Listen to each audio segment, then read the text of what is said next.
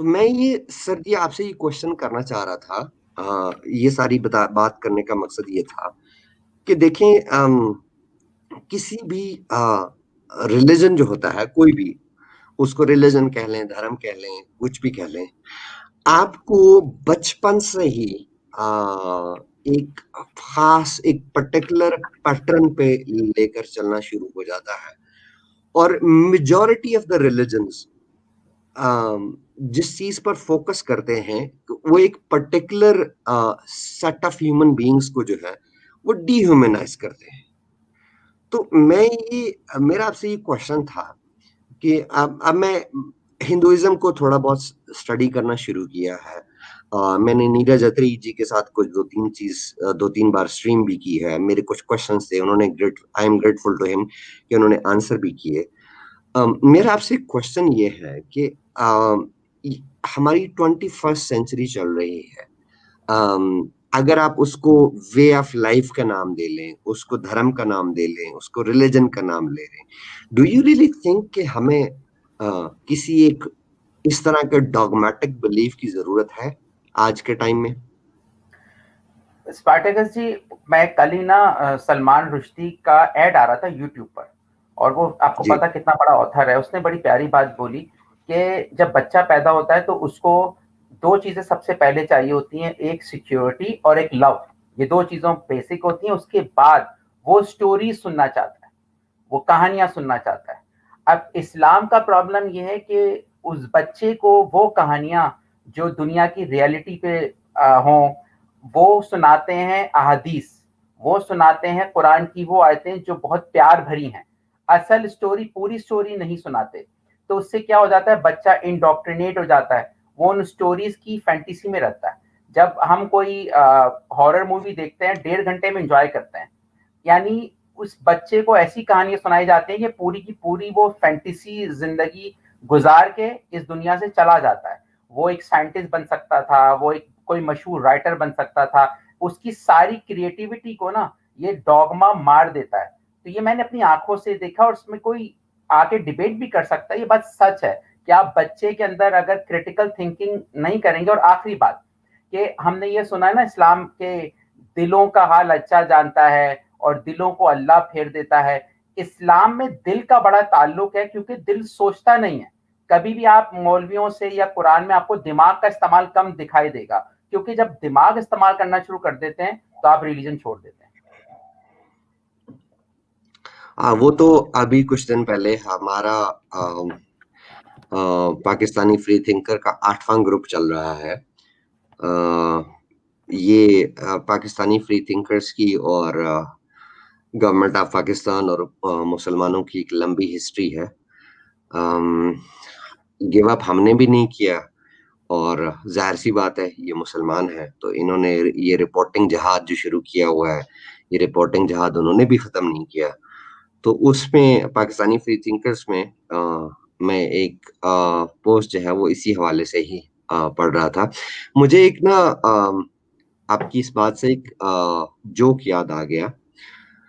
वो जोक ये था कि एक यूनिवर्सिटी के गेट पर एक नौजवान जो है वो आता है, और वो दरवाजे पे खड़े हुए चपरासी से जो है वो पूछता है कि ये कैसी यूनिवर्सिटी है, मैं यहाँ पर एमबीए में जो है वो दाखिला लेना चाहता हूँ। तो चपरासी बोलता है कि ये बहुत अच्छी यूनिवर्सिटी है, मैंने भी अपना मास्टर्स यहीं से किया है। सही तो है। सही बात की हमने। सही है। तो मुझे मुझे लगता है कि ये जो खास तौर पे जब आप अपने इस्लामिक प्रीचर्स को देखते हैं, उनकी अचीवमेंट्स को देखते हैं, उन मौलवियों को देखते हैं, उनकी काविशों को देखते हैं, उनकी उन्होंने जो अपनी लाइफ में किया होता है वो देखते हैं, तो मुझे वो चपड़ासी जो है ना वो बहुत याद आ जाता है कि यार अच्छा, इस्लाम तो फिर यही है। इससे एक बात याद आई स्पार्टकस जी आपके जोक से, कि कहते हैं कि कुरान में साइंस है, तो फिर तो सऊदी अरब हजरत मोहम्मद के दौर में साहिबा कराम बहुत सारे साइंटिस्ट होने चाहिए थे, और वहां की इजादात हमें नजर आनी चाहिए थी। अगर कुरान में साइंस है तो जो जिनको अरबी आती है वो इससे फायदा नहीं उठा रहे, सारे यहूदी और ईसाई इस कुरान से फायदा उठा रहे हैं। यार क्या है यार। तो ये है। यार ह्यूमन बीइंग जी, मैंने अभी कुछ अरसा पहले अपने चैनल के ऊपर एक वीडियो डाली थी। मुझे तो उस वीडियो का टाइटल नहीं याद आ रहा। उस वीडियो में मैंने एक्सप्लेन किया था, ये जो कहते हैं ना कि इस्लामिक गोल्डन पीरियड, वो उसमें मैंने याकूब अल खुंदी से लेकर जो है ना वो जितने भी इस्लामिक मुस्लिम साइंटिस्ट थे, अ, उनकी जो उनके साथ जो इन्होंने हाल किया, जो मुसलमान खलीफा थे या जो मुस्लिम रूलर्स थे, अ, उनकी फेट, उनकी अचीवमेंट्स के बारे में तो हर कोई बताता है, लेकिन उनके साथ क्या हुआ, इस्लाम ने क्या किया, मुसलमान रूलर्स ने क्या किया, वो कोई नहीं बताता। मैंने उन्हीं की देखा था किताबें वीडियो आपका उनके वो। सरों पर मारी, उन्हीं के सरों पर मारी गई थी। वो बड़े डिटेल के साथ, उसमें मैंने वो ज्यादा नहीं कवर किया था, लेकिन 3-4 साइंटिस्ट की जो है वो फेट कवर की थी। अ, इस्लाम और अकल और नॉलेज, इसका मुझे लगता है कि इन तीनों चीजों का आपस में जो है वो 36 का आंकड़ा है। ताल्लुक ही नहीं। अच्छा, आपने जो बात की स्पार्टक, जो आपने वीडियो बनाया था मैंने वो देखा था। अच्छा, इसमें मोमिन कहेंगे यार हम कोई साजिश करते हैं, स्पार्टकस ने वीडियो में कुछ गलत बोला होगा। अच्छा भाई, अगर आपने पास देखना है तो प्रेजेंट देख लो, और अगर प्रेजेंट देखना है तो पास देख लो। तो आज जो डॉक्टर अब्दुल कदीर के साथ किया गया 21वीं सदी में, ये इससे बुरा तो पास में होता होगा, क्योंकि उस वक्त तो उतने रूल्स लॉज भी ह्यूमन राइट्स के नहीं थे। यू नो, यानी अगर अभी जो मुसलमानों की हालत है उससे पास नहीं नजर लगा सकते, आप लगा सकते हो क्या हाल करते हैं ये लोग साइंटिस्ट का। अभी टर्की जो अभी जिसने वैक्सीन बनाई है कोविड 19 की, वो सिर्फ 4 साल का था और टर्की से वो जर्मन शिफ्ट हो गया। पॉइंट ये नहीं कि मुसलमान इजाद क्यों नहीं करते, पॉइंट ये कि क्या मुसलमानों को वो माहौल दिया जाता है, नहीं दिया जाता। वो जर्मनी में गया, 4 साल का बच्चा था और वहां आज सबसे बड़ा डॉक्टर है वो। तो ये बात होती है कि इस्लाम और मुसलमान कंट्रीज आपको माहौल देते ही नहीं है, फतवे लगा देते हैं जहां आपने कुछ सोचने की कोशिश की। और मैं प्रेजेंटेशन जब चाहेंगे सर जी, मैं आप फिर हाजिर कर दूंगा आपके सामने। सर, आपकी बात को मैं इंडोर्स करता हूँ। ये सिर्फ ऐसा ही नहीं करते कि उसके ऊपर फतवे लगा देते हैं। अब ये देखें कि हमारे पास रिसेंटली जो है वो कोरोना क्राइसिस हमारे सामने है। अब उस कोरोना क्राइसिस को लेकर अब वो लाल टोपी वाला जो है वो जैद हामिद, वो अभी कुछ दिन पहले बैठा हुआ था, और वो कह रहा है कि यार इससे क्या होगा कि ये वेस्ट, एक तो ये है कि मुसलमान जो है ये कॉन्स्पिरेसी थ्योरीज घड़ने में इनसे बड़ा मास्टर ही कोई नहीं है इस देश में। ठीक है।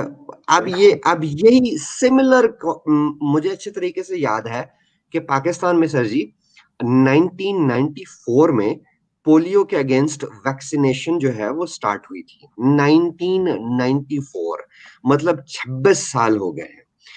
अब इन 26 सालों में दुनिया ने पोलियो को जो है वो खत्म कर लिया हुआ है। मेरे ख्याल में सिर्फ 2 कंट्रीज या 3 कंट्रीज ऐसे बचे हैं जिनके अंदर पोलियो अभी भी एग्जिस्ट करता है, and unfortunately Pakistan is one of them.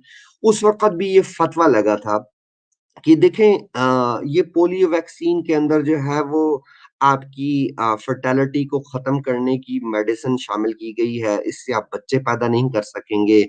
आप मुसलमानों के अगेंस्ट ये साजिश है, मुसलमानों की आबादी को कंट्रोल करने की कोशिश की जा रही है, ये वो।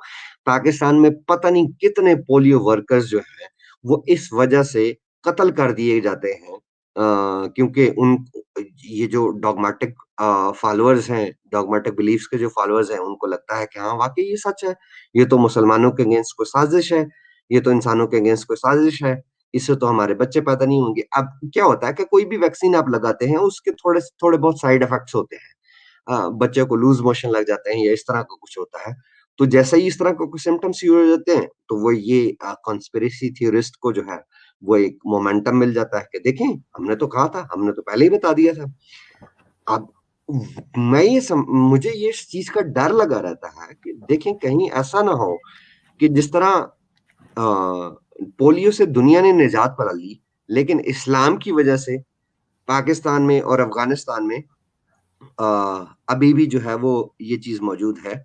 कहीं ऐसा ना हो कि ये कोरोना के मामले में भी ऐसा ही हो। हेलो दोस्तों, मैं हूं एक्स मुस्लिम स्पार्टिकस और आप देख रहे हैं अपना यूट्यूब चैनल।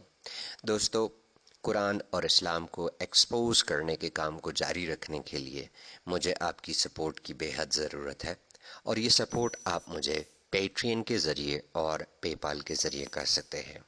पेट्रियन और पेपाल के लिंक्स आपको पिन कमेंट में मिल जाएंगे।